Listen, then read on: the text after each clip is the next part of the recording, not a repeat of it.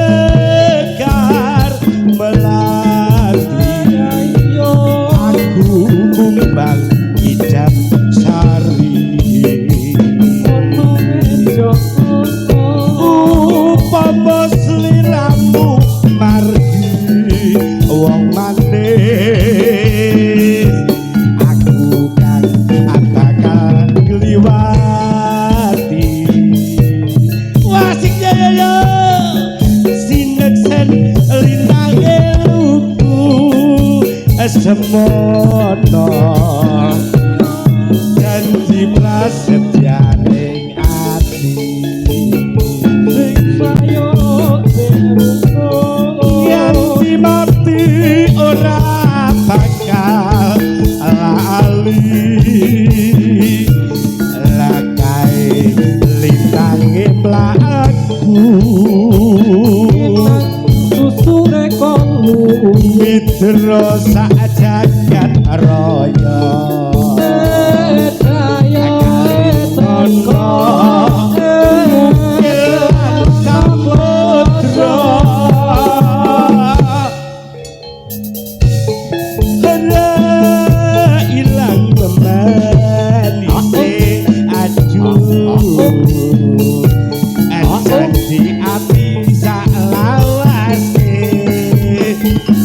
saya rumput elok. Mantap. Wah, penak tenan le. Lanjut ke yo. Ayo. Asinek kesen lintange luku semono janji prasetyane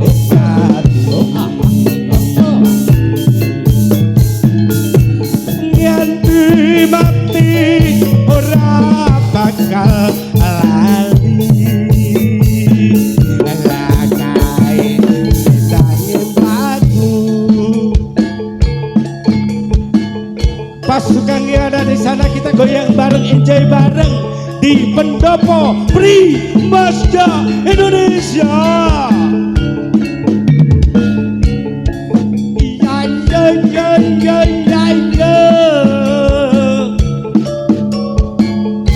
Iki bakalan lo Misih Budaya lo iki asik-asik umpama sliramu sedang melatih ayo aku kumbang jam sari kita susure kolu umpama sliramu margi wong mandis aku kan bakal liwati asinan sen lintange luku semono janji prasetyane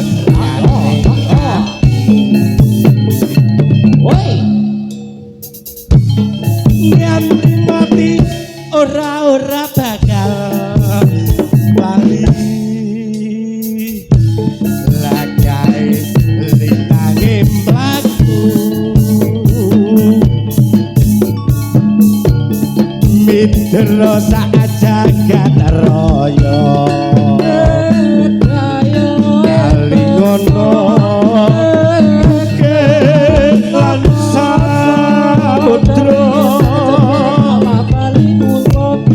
berailang memanise aduh janji api selawase